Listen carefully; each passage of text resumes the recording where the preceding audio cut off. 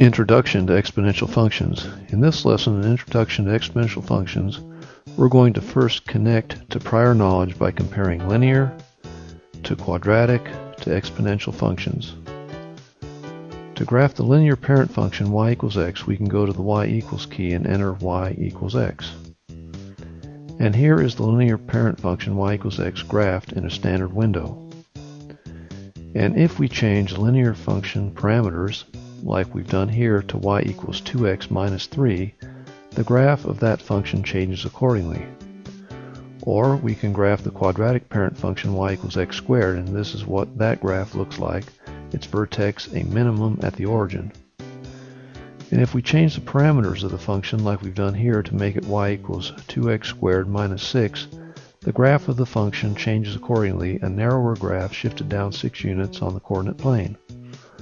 Or if the quadratic coefficient is a negative number like it is here at negative 0.5, the graph parabola opens downward.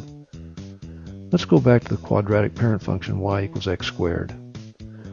What would happen in this function if we were to take the x to the power of 2 and just change the positions of the 2 and the x? So instead, it's 2 to the power of x. Do you notice how the graph is different?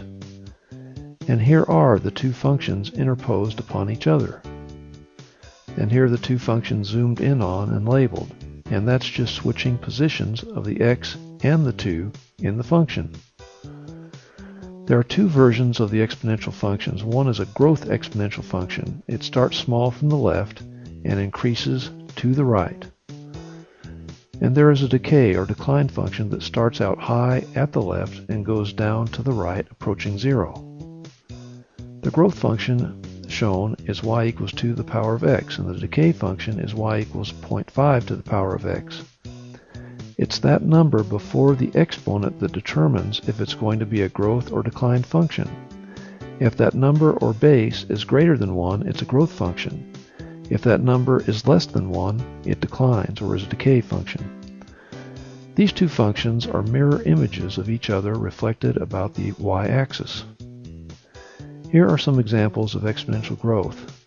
There's growth by cell division, there's population growth, there's account growth used in compounding of money over time, and there's the construction of notes of the musical scale, which is an exponential growth relationship. Real-world examples include radioactive decay, population decline, production decline in the oil and gas industry, and depreciation used to track the value of cars and other depreciable equipment or assets.